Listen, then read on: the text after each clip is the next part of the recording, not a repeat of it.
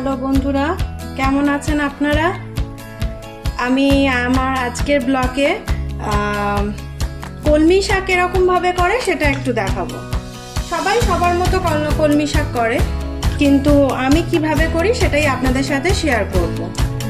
এটা নতুন কিছু রেসিপি নয়, তবুও আমি কড়াইতে তেল দিয়েছি। তেলটা গরম হলে তার মধ্যে 5 ফোড়ন দিয়েছি। 5 ফোড়ন দেওয়ার পর খানিকটা থেতো করা রসুন কুচি, মানে রসুনগুলোকে থেতো করে নিয়েছি, আর দুটো কাঁচা লঙ্কা চিড়ে দিয়ে দিলাম। একটু বেশি করেই তেল নিতে হবে, যে শাক করছি বলে একদম কম তেলে তাহলে কিন্তু স্বাদ ভালো আসে না। হ্যাঁ, তো রসুনটা বেশ খানিকটা রসুন থেতো করে নিয়েছি, আর আপনার 2খানা কাঁচা লঙ্কা চিড়ে নিয়েছি। এবার এর মধ্যে আমি কলমি শাকটা প্রথমে সেদ্ধ করে রেখেছি, একটুখানি জল দিয়ে ভাপ দিয়ে রেখেছি। এই রকম ভাবে কলমি শাকটা কুচিয়ে নিয়ে একটুখানি ভাপিয়ে নিয়েছিলাম, তারপর সেটাকে এরমভাবে করে নেব।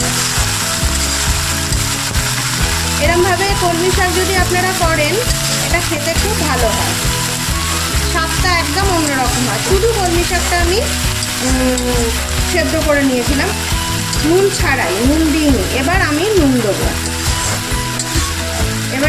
দেবো, তার আগেই আমি খানিকটা ভাপিয়ে নিয়েছিলাম। এবার এর মধ্যে পরিমাণ মতো খানিকটা নুন দিয়ে নেব, শাক অনুযায়ী, যত পরিমাণ শাক থাকবে সেই রকম অনুযায়ী নুনটা দিয়ে নেব। দিয়ে এবার এটাকে ভালো করে মিশিয়ে নিয়ে জল শুকানো অবধি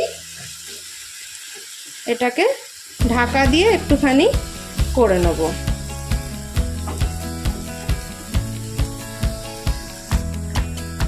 দেখুন, শাক থেকে জলটা বেরিয়ে মাখা মাখা মতো হয়ে গেছে। এই সময় মানে শাকের তো একটা নিজস্ব কষ ভাব থাকে, তাই 2-4 দানা একটুখানি সামান্য চিনি দিয়ে দেবো, এটা টেস্টটা ব্যালেন্স করার জন্য।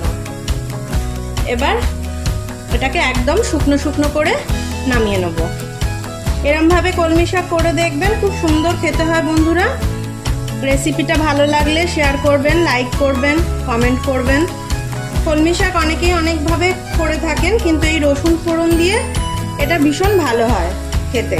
আর শাকটা আগে থাকতে একটুখানি সেদ্ধ করে নিয়ে এরমভাবে ফোড়নটা দিয়ে কষিয়ে করলে খুব ভালো টেস্ট হয়। একবার আপনারা বানিয়ে দেখবেন যে কেমন হলো।